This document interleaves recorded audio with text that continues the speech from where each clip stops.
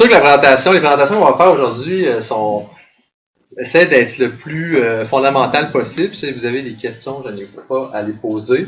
Donc, le premier service Google Maps, c'est un service propriétaire, mais qui est probablement le service dans son genre le plus utilisé au monde. C'était pour ça qu'on désirait faire une présentation là-dessus. Puis le second service qui va être OpenStreetMap, qui est le Wikipédia de l'information spatiale, donc donne beaucoup plus de flexibilité, mais on parle de peut-être un petit peu plus compliqué pour y contribuer, mais encore je ne vais pas faire peur aux gens, là, c'est pas grand-chose. Donc on va se lancer. La première partie, ça va être Google Maps. Donc, on va voir ça en 5 sections, c'est-à-dire l'édition de données, si vous voulez ajouter soit des données, ce qu'on appelle vectorielles, par exemple un point ou une ligne, une route dans sur le service, ou même des données attributaires. Donc, si vous avez un commerce, vous pouvez venir acheter des heures d'ouverture, de fermeture, vous pouvez venir le catégoriser avec il y a différentes catégories de commerce qu'on peut entrer, etc. Il va y avoir Google Street View. Les gens, j'imagine si vous êtes familier avec Google Street View, vous avez déjà vu cette vue immersive qui nous plonge au niveau de la rue. Il y a beaucoup plus que ce on peut voir au niveau de la rue avec Google Street View. On va le voir. On peut cartographier en images des sentiers. On peut faire plein de choses. Fait que ça, on va le voir aussi. Avec entre autres ce qu'on appelle Google Trek. Il y a la cartographie intérieure. Ça, c'est un service qui est peut-être un petit peu plus nouveau que Google Maps à grande échelle. C'est-à-dire que si vous avez un commerce, c'est sûr qu'il y a une certaine taille, ou un musée, un lieu touristique à une certaine taille intérieure, vous pouvez venir le cartographier, ça peut permettre aux gens de naviguer à l'intérieur de votre commerce. Puis finalement, on va parler un petit peu des outils de personnalisation avancés, si vous voulez créer par exemple des cartes qui vont pouvoir servir là, vos différents attraits dont vous voulez faire la promotion. Qu'est-ce que c'est Google Maps? On l'a abordé brièvement. C'est un service de cartographie web. On peut interagir avec et créer des éléments dynamiques. Il faut vous permettre de gérer les données spatiales de votre communauté ou vos données spatiales personnelles. Puis, une des raisons pour laquelle on considérait que c'est important de maîtriser la gestion de vos données là-dessus, c'est que ça impacte le moteur de recherche, Google Search, qui est quand même le moteur et largement le plus utilisé au monde. Donc, quand les gens font de la recherche, qui est quand même la façon de faire aujourd'hui, tout le monde a un mobile, puis cherche rapidement. Mais si vous voulez être adéquatement, si vous voulez sortir, vous devez être adéquatement référencé. Votre entreprise ou peu importe ce dont vous voulez faire la promotion doit être correctement catégorisé là-dessus. Donc, sinon, si vos concurrents le sont mieux que vous autres, c'est certain que vous tombez en bas de la liste. Puis, vous pouvez même ne pas sortir sur l'élément de recherche. Puis, les gens qui cherchent, par exemple, à la volée des touristes dans la région, ils verront pas passer pour ce que vous avez à promouvoir. Puis, ça, c'est la petite diapo humoristique, là, mais ça, c'est-à-dire que Google nous donne un paquet de sous-services un peu loufoques, Google Mars, puis Moon, puis des affaires en genre-là, mais c'est toutes des choses qu'il y a à l'intérieur, là, si ça vous tente d'explorer la plateforme Google Maps et Google Earth. Sachez qu'il y a mille et une choses sur lesquelles on peut jouer.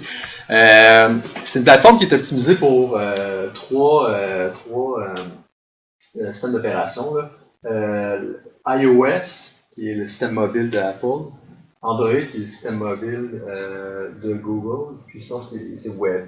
Donc, sur n'importe quel même système mobile autre que ces deux-là, vous pouvez toujours ouvrir un navigateur web et avoir accès au service, mais sinon, sur votre ordinateur, comme on fait ce soir, vous accédez par le web, notamment Émilie, qui est...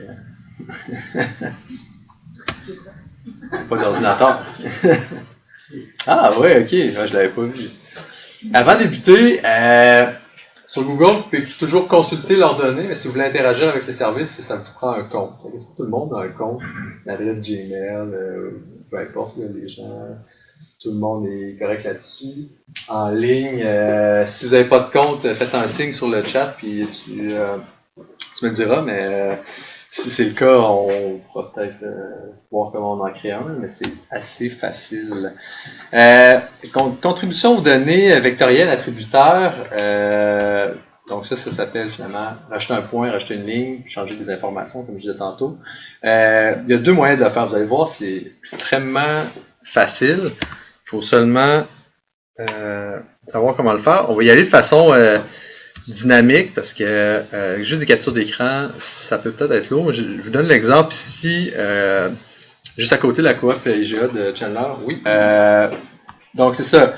Une donnée vectorielle, comme je vous disais, ça peut être un point. Donc, par exemple, on vient rajouter ici un commerce. On voit que le IGA Coop Chandler a été ajouté. Puis, il y a différentes données qui vont se draper avec elle, qui ne sont pas toujours à jour. Comme on voit ici que les données, la photo de la rue montre encore un terrain en construction, alors que la coop est bien là.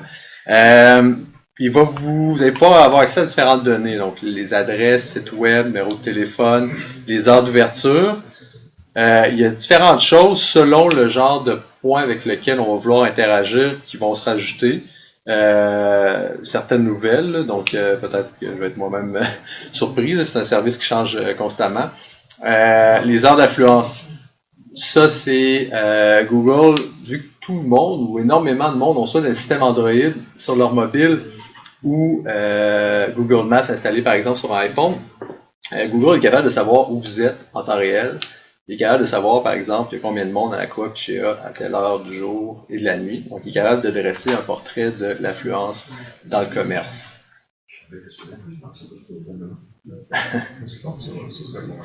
C'est en utilisant leur service, on leur donne le droit. Ouais, mais non, personne. Ouais, mais ça c'est pas de l'information que vous avez ajoutée manuellement. Mais je pensais pas qu'il pouvait donner ça même. Ouais. Ben, si vous avez un téléphone Android ou si vous avez une application de Google installée sur votre téléphone qui n'est pas Android, vous donnez probablement votre localisation en temps réel. Je peux en mettre probablement. On donne. Ouais. Bon, en utilisant, on accepte les termes et conditions. Tout le monde. Oui, c'est ça, cette grosse brique. Mais en fait, vous pouvez désactiver Oui. Ouais. Michel, ici, un point intéressant, là, ça se désactive ça. Ça se désactive. C'est juste que par défaut, il l'active. Ouais. Donc, on pourra en jaser plus après, vous avez des questions sur ce genre de points-là. Une autre chose qui est quand même assez important, c'est que Google Maps a une espèce de volet social, là, réseau, dans lequel on peut donner des avis sur les commerces ou peu importe les lieux qu'on visite. Il va tout le temps avoir ça aussi là, dans les petites fiches descriptives. On peut rédiger un avis. Donc, pour faire de la modification, par exemple, ici, la coop IGA, on peut faire différents types de modifications. D'abord, les données qui sont attributaires, les attributs qui sont liés à ce point-là, finalement. Donc, on peut suggérer, c'est assez simple, suggérer une modification. Puis, on va venir... Non, je ne suis pas connecté. Je vais le mettre dans un compte. Comme je vous disais, ça vous prend un compte pour venir interagir. Donc là, ici, je vais utiliser mon compte personnel. Donc, on a le IGA ici. Puis, ça va nous ouvrir une fiche comme ça ici. Une fiche avec laquelle on peut interagir et venir modifier les informations. Donc, d'abord, ce point-là, il peut être déplacé. Simplement le promener comme ça. Si on a envie que la coop IGA soit ici. Pardon? J'ai perdu le GG. Oui. Mais comment ça va aller dans modifier? Oui. Comme ça. On clique ici, suggérer une modification. C'était pas. Simplement cliquer dessus. Là, c'est. Moi, je suis pas connecté avec cette fenêtre-là, c'est pour ça que je vous amène ici, mais c'est ça qui est supposé ouvrir. On peut, comme je vous dis, déplacer le point. On peut signaler si l'endroit est fermé ou non. Puis après ça, on peut venir jouer ici, notamment, ce qui est assez pertinent, ce sont les horaires. Donc, comme ici, je viens de lui dire que l'horaire est pas bon, puis on peut en ajouter. Donc, on indique simplement les heures d'ouverture, de fermeture, en sélectionnant les jours, puis on les liste comme ça. Puis, on peut venir les modifier, là, s'ils sont déjà là, comme celui-là ici avec les GA. La forme du bâtiment, on ne peut pas le spécifier. La forme, ce qu'on appelle les polygones, donc les formes, le service permet pas de faire ça. La seule chose qui permet de faire, c'est jouer avec des points d'intérêt, comme ça ici, la municipalité ou la coop, ou les routes. Pour venir modifier les routes, je vais le montrer après, là. Ce qui est possible de venir faire aussi, c'est d'ajouter des photos. Si vous avez par exemple un commerce, si vous voulez en faire la promotion en achetant par exemple des photos à l'intérieur du commerce, vous pouvez venir le modifier ici. Comme vous pouvez utiliser d'autres services que je vais vous présenter après. Mais c'est comme ça qu'on vient modifier les données. Puis. Concernant les heures d'ouverture. Oui. En fait, moi, c'est un problème réel. Oui. Je pense que moi, la billetterie a des heures d'ouverture X. Puis Novalina a des heures d'ouverture différentes. Puis en plus, moi, je suis saisonnier. Ouais. Fait que, il y a une partie de l'année où théoriquement, j'ai pas d'heure d'ouverture. Fait que là, si vous allez sur Novalina dans le Google, il n'y a pas d'heure d'ouverture d'indiquée. Y a-t-il une flexibilité là-dedans ou c'est tout bad social pour moi parce que je suis un code d'or? C'est un peu tout bad. C'est-à-dire que il faudrait que tu viennes les modifier quand t'en as besoin. Tu peux pas programmer d'une saison. Ma billetterie est ouverte, mettons, de 9 à 11, mais mon parcours est ouvert de. Non, il faudrait que tu aies 2 points. Là, par exemple, si les gens cherchent Nova Lumina au niveau administratif, tu aurais ça, puis Nova Lumina parcours. Mais oui, tout à fait, je suis d'accord, mais le service ne permet pas ça. C'est possible, par exemple, d'envoyer des commentaires à Google pour améliorer le service. J'ai une autre question, puis oui, vas-y. Pas à bonne place au bon moment, là. Pas de problème. Le service de géolocalisation de Facebook, c'est pas Google Maps? Non, c'est Here. Okay. C'est ça, le goût? Ouais, c'est Here. Here, c'est. Les deux se parlent pas? Non. C'est les concurrents. C'est des données propriétaires qui valent cher. Ouais. Ah, ils utilisent Here. Here, ça. Là, je suis pas sûr, mais en tout cas, à l'époque, ça appartenait à Nokia. Ouais. Puis. Je dirais pas mal tout le monde, les gros géants du web qui n'aiment pas Google sont là. Donc, ils ont créé un service. C'est dommage parce que Metchalia avait dit que c'était. Oui. Oui. C'est Facebook qui fait ça. C'est juste vraiment pas pratique quand t'es propriétaire. Non, tout à fait. Puis ça, il faut le signaler comme un problème, mais tu sais, là, après, ils priorisent, puis on va le voir aussi avec Google, ils priorisent la validation des modifications en fonction des approbations des utilisateurs de la plateforme. Et quand vous êtes dans un endroit comme, par exemple, ici, en Gaspésie ou à Chandler, où il y a peu d'utilisateurs, puis surtout peu de modérateurs, de gens qui contribuent beaucoup, ben, les modifications deviennent lentes. Fait que ça peut être frustrant, puis c'est pour ça que des services, comme on parlait tantôt d'OpenStreetMap, sont super intéressants, parce que eux, ils nécessitent pas autant de validation. Ça se perd pas autant dans le DM.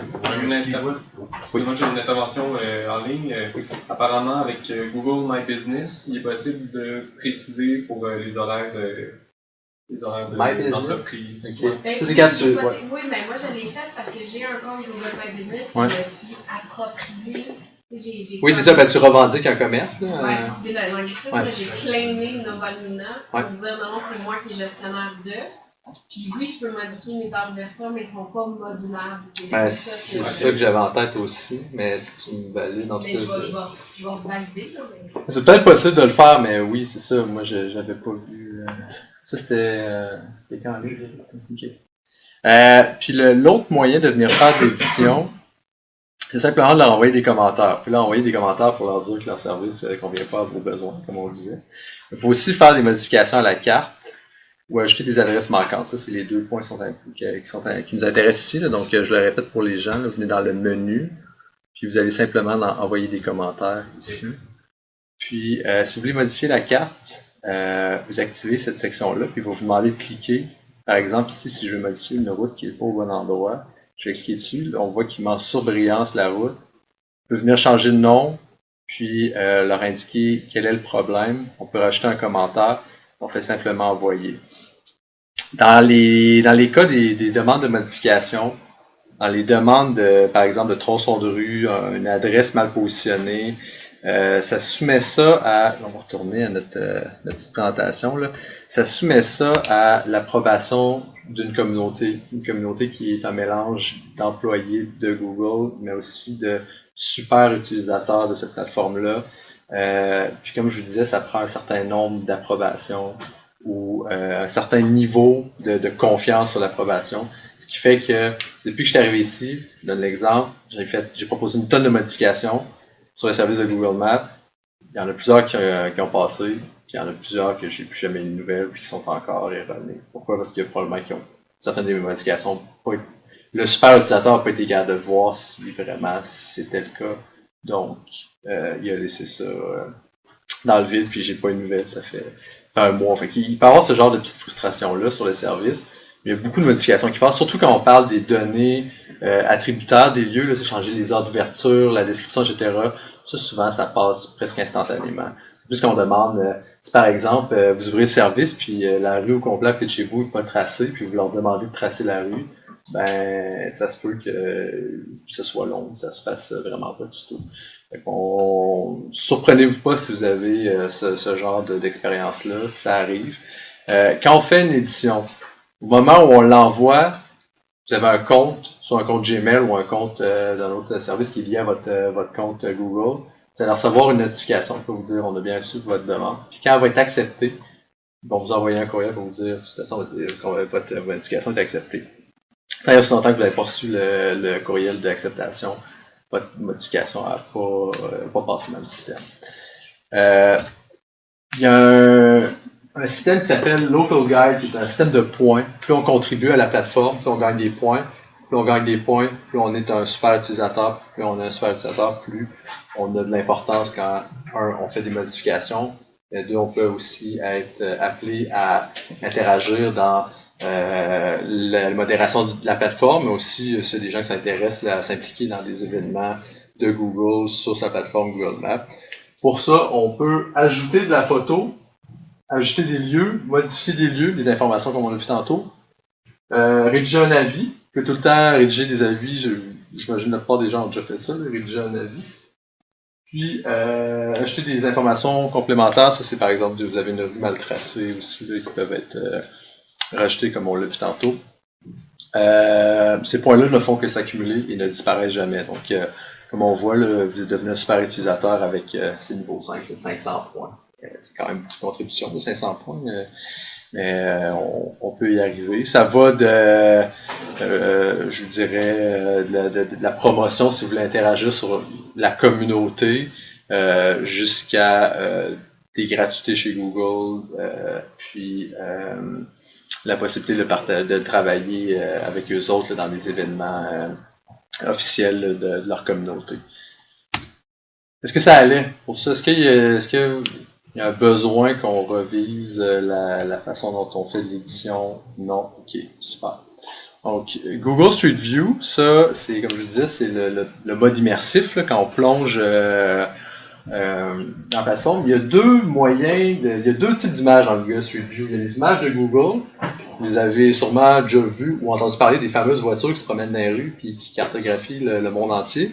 Ça, c'est leurs images qui vont avoir l'attribution de Google ou de Street View quand vous regardez les images. Mais vous pouvez ajouter des images. C'est-à-dire que vous pouvez, sur la plateforme, comme je vous montrais tantôt, par exemple, c'est pas ça que je vais ouvrir, c'est ici.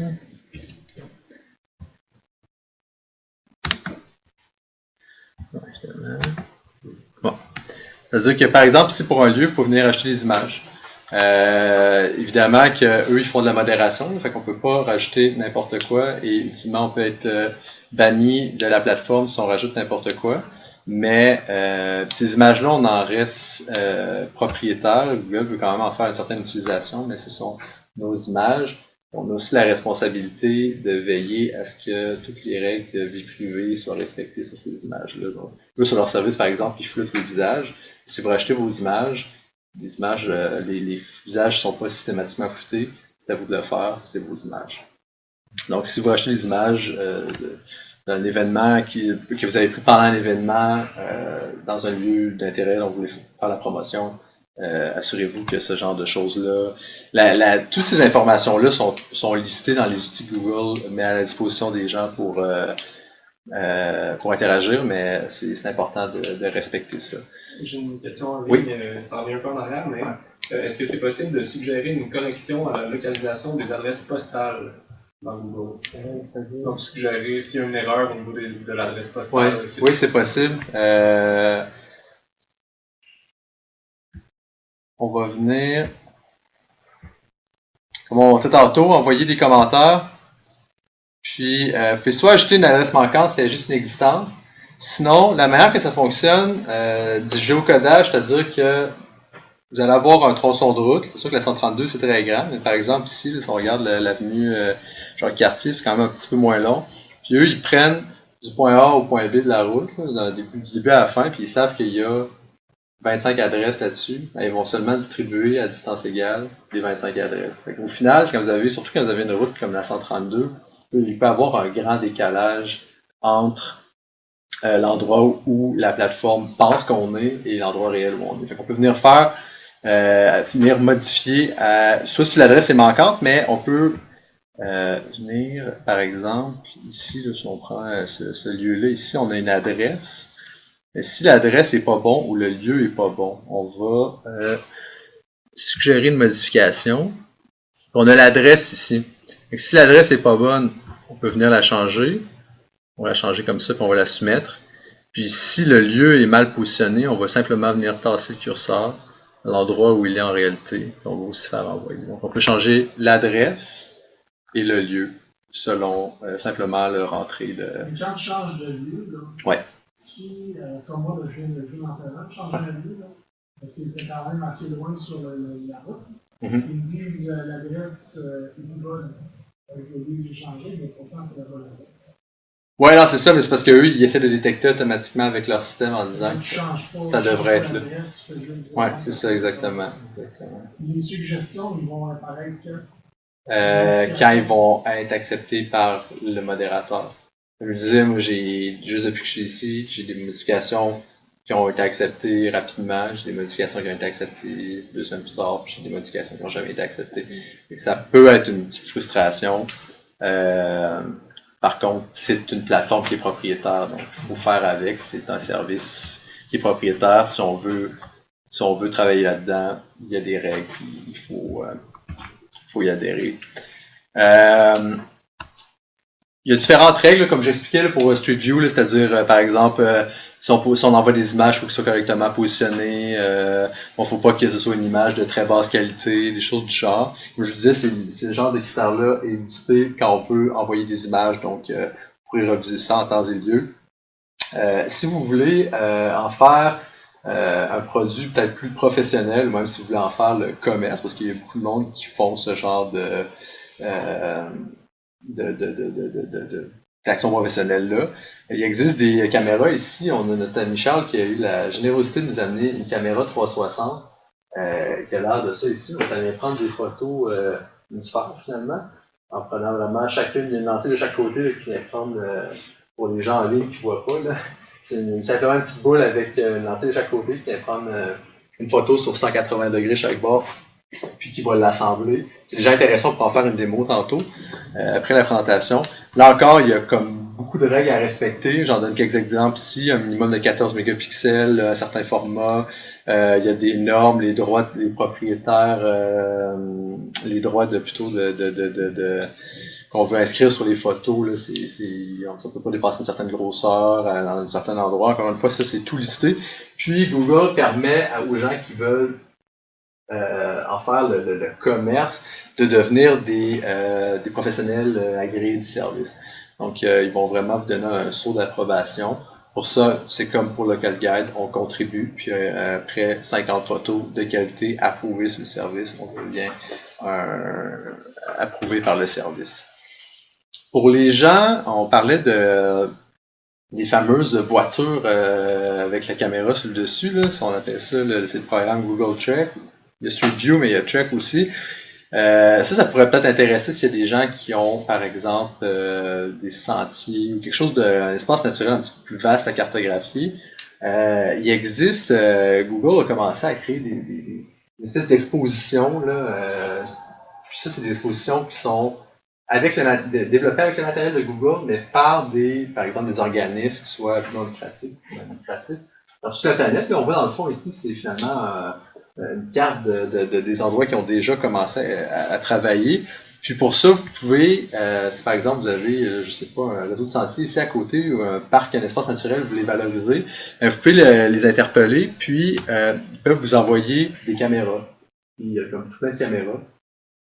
Si vous êtes à l'intérieur, si vous êtes il y a le sac à dos pour les sentiers, du vélo, ils ont fait des bords de mer avec ça, les skidoo, ils ont fait des pentes de ski avec ça, on peut naviguer. La fameuse voiture pour les rues, mais c'est un peu sky's the limit. Puis ça, c'est simple, on va sur Google Trek, il y a un formulaire, on le remplit, on soumet notre projet finalement, eux ils en font l'analyse, puis ils peuvent vous envoyer ces équipements-là sans frais, ils peuvent même vous envoyer des gens pour vous aider à l'opérer.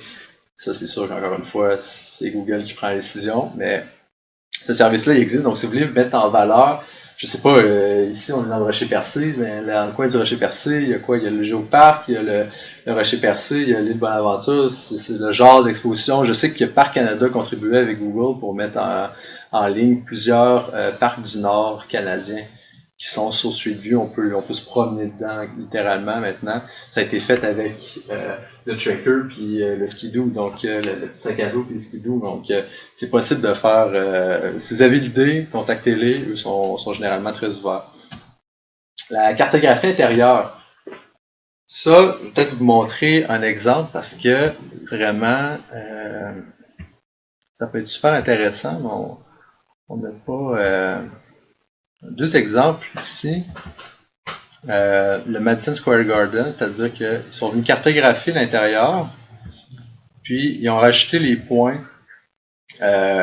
Ici, par exemple, ils nous donnent un ATM ou un kiosque, mais avec tous ces points-là, on peut littéralement naviguer à l'intérieur du Madison Square Garden et savoir où trouver nos services. Un autre que j'aime bien montrer, c'est à Québec, le Cégep Limoilou, qui a cartographié au complet tout le cégep.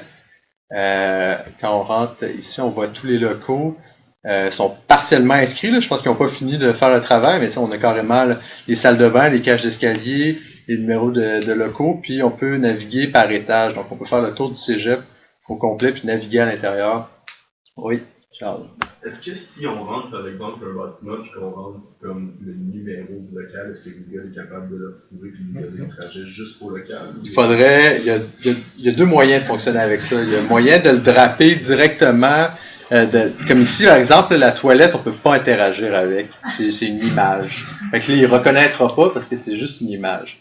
Par contre, ce qu'on peut faire, c'est venir rajouter un lieu. Comme on montrait tantôt, donc si on vient, là je serais pas capable. Mais ça marche comme, mettons, chez Place Laurier, ça m'a frappé la dernière fois que je suis allée à Québec. Tu rentres dans Place Laurier, puis là, moi, mon Android m'a dit « Hey, t'es dans Place Laurier, tu veux aller où? » Puis là, je disais comme « Ok, je vais trouver le château. » Puis là, il m'a dit genre dans 50 mètres, tournez à droite. Ouais. Mais il y a vraiment, à l'intérieur même de Place Laurier, il y avait repéré où chaque magasin était. Ça, dans le fond, comme on l'a vu tantôt, on peut rajouter la Coop IGA ici à côté à Chandler, mais on peut rajouter son petit magasin à l'intérieur d'un centre d'achat. Puis là, il va le reconnaître, puis il va comprendre comment bouger à l'intérieur pour aller comment aller le chercher. Donc, faut vraiment venir rajouter. On va importer une carte qui va être qu'une image, puis on va venir rajouter une donnée avec laquelle on peut interagir. Pour ce faire, il existe un paquet, je vous en ai montré deux exemples, mais il y en a déjà un paquet de choses qui sont cartographiées. Place Laurier, c'est super intéressant, je savais pas qu'il l'avait fait. C'est fun. Sinon, ben, c'est ça, les centres commerciaux, c'est un gros, il y en a beaucoup qui ont été faits. Mais sinon, il y a des musées.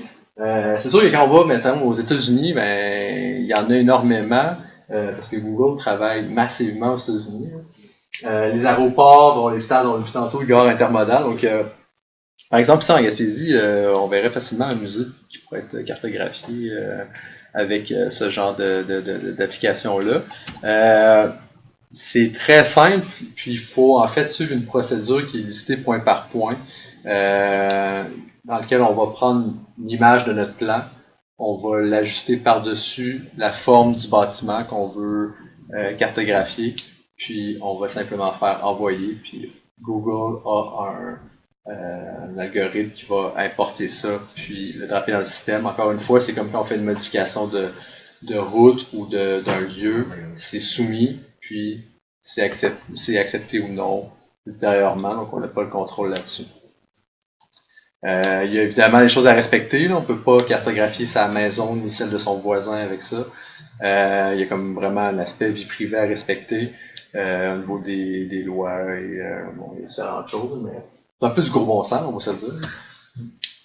Puis, enfin, est-ce que ça allait?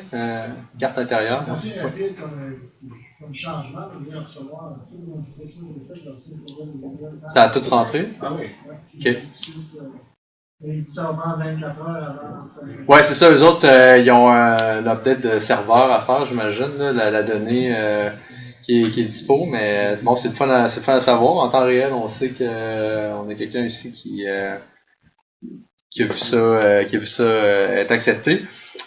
Finalement, les outils de personnalisation avancés, on ne s'attendra pas trop là-dessus. C'est peut-être plus pour des gens qui veulent rester, qui veulent en faire un peu plus. On a un service qui s'appelle MyMaps. Ça, c'est très intéressant si vous avez, par exemple, un événement. Vous ne pouvez pas rentrer de la donnée super personnalisée, par exemple, un festival que vous organisez dans un champ. Vous ne pouvez pas rentrer ça dans le service Google Maps. Ils n'accepteront pas ça. Les autres prennent des données générales puis qui restent là. Un commerce, ça reste là. Une route, ça reste là. Mais le fait qu'il y ait le kiosque de patates frites au festival dans le champ, il est à telle place, ça, ils ne prendront pas ça. Si vous le mettez, ils ne l'accepteront pas ou ils vont, si ça a été accepté, quand ils vont s'en rendre compte, ils vont flusher la donnée. Fait que ce qu'il faut faire, c'est utiliser un service comme MyMaps dans lequel on va être capable de créer une carte. C'est très très simple. Là. C'est on clique à un endroit, on dit c'est une pièce à patates frites, puis simplement je vais vous donner un exemple. Là. Ici justement, c'est un festival à Portland qui a été cartographié. Donc si on zoome, eux ils ont pris. Normalement, tout ce qu'on aurait, c'est le grand espace vert là, qui est finalement un parc. Puis eux sont venus draper par-dessus les polygones pour dire qu'on peut s'asseoir ici. Ici, c'est les scènes pour le spectacle. Nos toilettes sont à tel endroit. Puis ça, on peut le rentrer dans une application, par exemple, simplement partager ça aux gens. On peut partager par un lien sur Facebook, peu importe. Une fois que ça a été créé, la carte est stockée sur votre compte personnel. Vous partagez le lien. Les gens vont pouvoir interagir avec, puis ils peuvent même cliquer. Vous pouvez rentrer, dans ce cas-là, ils n'ont rien mis, ça s'appelle .5, mais vous pourriez avoir un nom, puis un descriptif, donc les gens pourraient, puis vu qu'ils sont sur leur téléphone, ben, ils ont le point qui est géoréférencé en temps réel, donc ils savent qu'ils se trouvent dans ce fameux open area, ou vous pouvez le nommer comme vous voulez, puis les gens vont pouvoir se retrouver s'il y avait un événement d'une certaine taille, comme on voit ici avec le festival. Puis finalement, il existe le service de Google Maps est personnalisable à une échelle, très grande échelle, disons-le, peut-être pas infinie, mais très grande échelle. Par contre, il faut savoir programmer. Donc, je le dis pour que les gens le sachent. Vous pouvez faire affaire avec des professionnels, là, mais il y a toute une boîte d'outils de développement qui permet de personnaliser énormément le service, puis rajouter de la donnée à peu près comme on veut. Par contre, c'est ça, il faut savoir un peu ce qu'on fait. Donc, sachez que ça existe, mais on rentrera pas du tout là-dedans. Là. C'est pas le but de l'événement aujourd'hui. Fait que, on a pas mal interagi pendant la présentation. Là, donc, je sais pas si c'est des gens qui ont des questions. Moi, j'ai une question en ligne. Oui. Dans le fond, on demande si avec Google Trek, ce serait mieux de monter des projets séparément, ou est-ce que ce serait préférable de monter un projet plus global pour l'ensemble de la Gaspésie? Moi, je leur dirais de voir ce que Google a accepté puis a fait comme Trek à ce jour. Un projet séparément pour s'ils veulent faire. Je vais donner des exemples de parcs tantôt. Un projet par parc. Là.